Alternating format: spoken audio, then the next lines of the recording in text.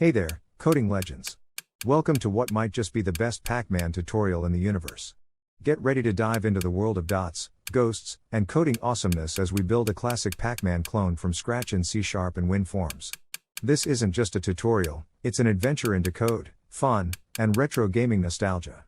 Grab your keyboards, buckle up, and let's do this. First, let's start by creating a new Windows Forms project in Visual Studio. We will create everything direct in code, so not need to create any layout for the game. Just coding. This is the class where everything happens, Pac-Man's movement, ghostly chases, and even those satisfying waka waka sounds. It inherits from Form, which means we get all the power of Windows Forms built in. Now it's time to declare Pac-Man's brainpower, our variables. We start at first with the base, the map for Pac-Man. For this we need tile size. Each block of the game grid is 30 pixels of fun. Level grid, our invisible map, where walls, dots, and Pac-Man live. PictureBoxes, the grid's fancy clothes, every block gets a visual. First of all, we need the necessary data for a classic Pac-Man level. We will create a simple text file in the project resources and fill it with text. This is a very easy way to create or modify the level. We use different characters for wall, dots, or later ghost and everything we need. With this method it is very easy to expand. I have already prepared a level that we can use. Feel free to create another one. The only important thing is that you use the same characters. So the hash as the wall and the dot we will use for the Pac-Man dots. That's enough for the beginning, we will expand it later. The load level method is essential because it transforms the blueprint of our Pac-Man level into something the game can understand and display. Think of it as translating a treasure map into a playable world. What does load level do? This method reads the level design, provided as a string, level data. Converts the string data into a 2D grid, level grid, that represents the game world. Prepares the groundwork for visualizing the level with PictureBox objects. I will explain it step by step after creation.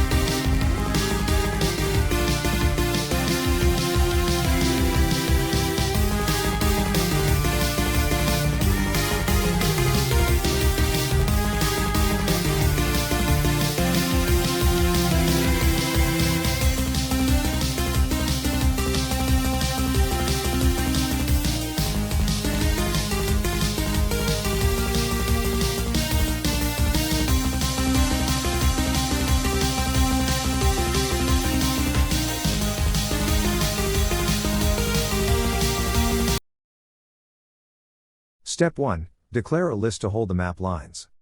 First, we create a list string called lines_data. Think of this as a shopping cart where we temporarily store each row of the map as we read it.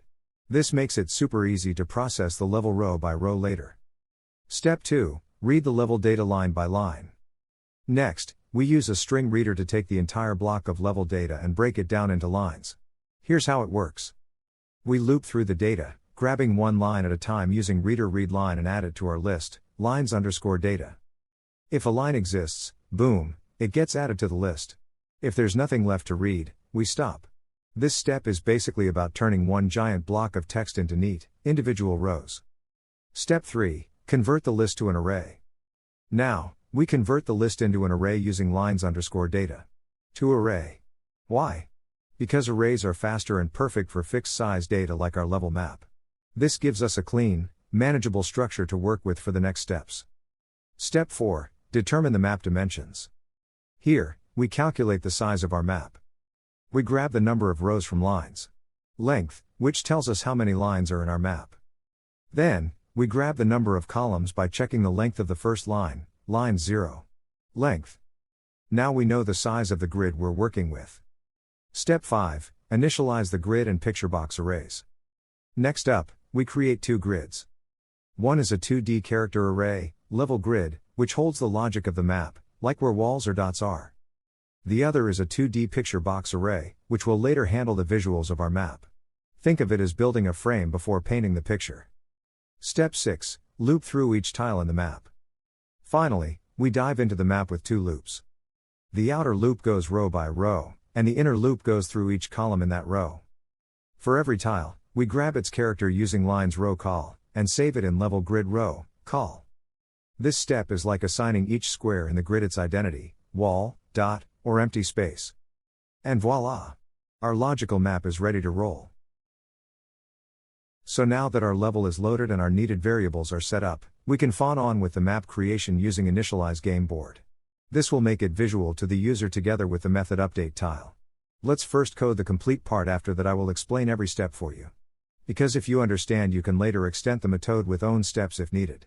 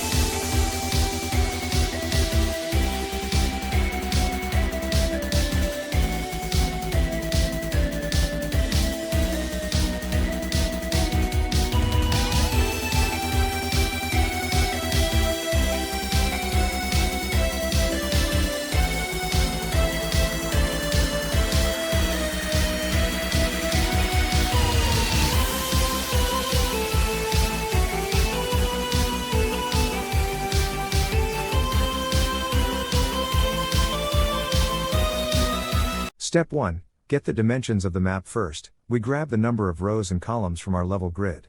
We use getLength0 to get the number of rows and getLength1 for the columns. This tells us how big our map is, so we know exactly how to set up the game board. Step 2. Resize the game window. Next, we adjust the size of the game window dynamically. The width is the number of columns multiplied by tile size, and the height is the number of rows multiplied by tile size, plus a little extra 50 pixels for things like the score or status bar. This way, the game perfectly fits any level size, no matter how small or big it is. Step 3. Create a picture box grid. Now comes the exciting part, setting up a grid of picture box objects. We start by creating a 2D array, picture boxes, with the same number of rows and columns as the map. Each picture box represents one tile in the game visually, like walls, dots, or empty spaces. Step 4. Loop through each tile. We loop through each row and column of the grid using 2 nested loops. For every combination of row and column, we create a new picture box to represent that tile. Step 5. Configure the picture box properties. Each picture box gets a size of tile size by tile size. Its location is calculated using the row and column numbers, ensuring each box lands exactly where it needs to be on the game board. And to make it look clean and organized, we set a fixed single border style. Step 6. Add the picture box to the form. Next, we add the picture box to the form with this. Controls. Add picture box. This step makes it visible in the game window. Step 7. Store the picture box in the grid. After adding the picture box to the form, we also save it in our picture boxes array at the correct position. This lets us easily update the visual appearance of any tile later. Step 8. Update the tile's appearance. Finally, we call the update tile method for each tile. This ensures that every picture box starts off displaying the correct image or color based on the game map. For example, walls might appear as solid blocks, and dots as small circles. Wrap up. And that's it. With just a few lines of code, we've set up a dynamic game board where each tile knows where it belongs and what it should look like. It's like laying the foundation for the ultimate Pac-Man playground.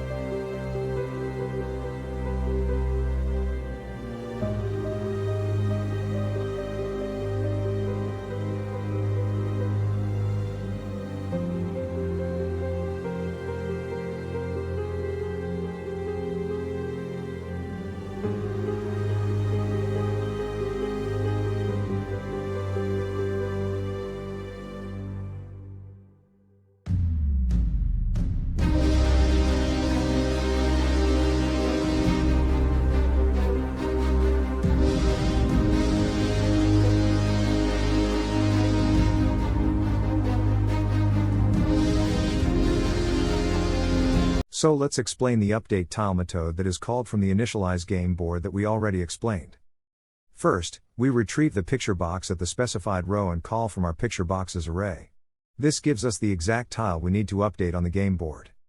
Step 2, find out what's on the tile next. We look up the tile type from the level grid.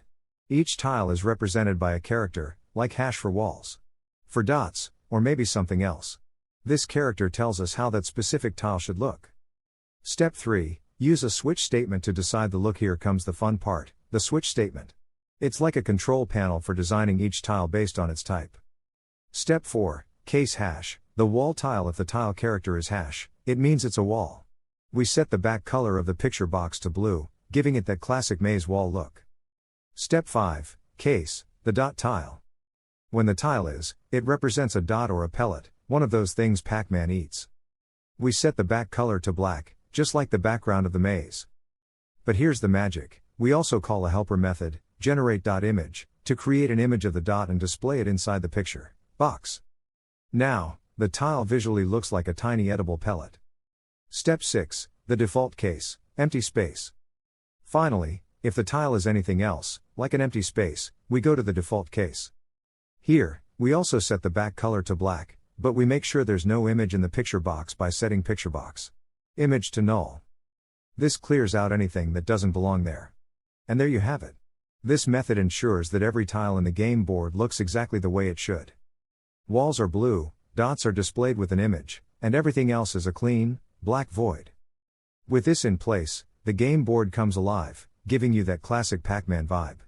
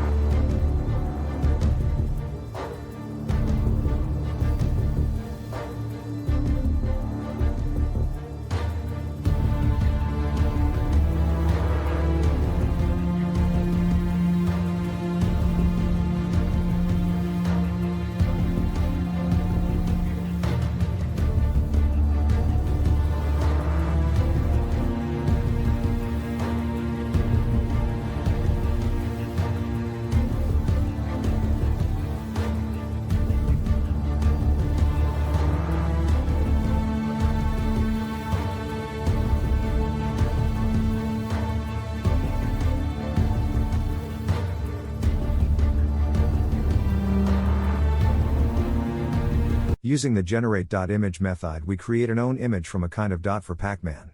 It's also possible to load there an existing image, but maybe this is also interesting for you. And no image needed at all. So let's jump through it. Step 1, creating a blank canvas. First, we create a new bitmap. Think of this as our blank canvas where we'll draw the dot. The bitmap is square shaped, and its size is defined by our tile size, so it perfectly fits into the game tiles. Step 2, setting up the graphics. Next, we fire up the graphics engine. We use graphics from image bitmap to link our blank canvas to the drawing tools. This graphics object allows us to draw shapes, colors, and more on the bitmap. Step 3, drawing the dot. Now, here's where the dot comes to life. We call fill ellipse, which draws a filled circle on our bitmap.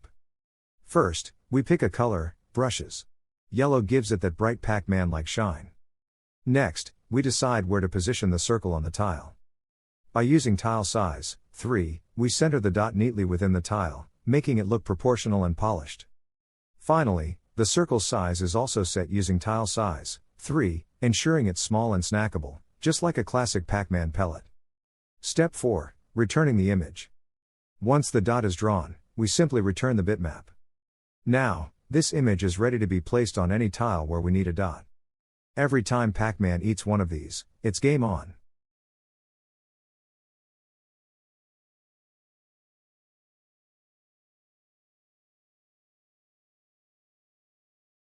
Now it's time for a first test.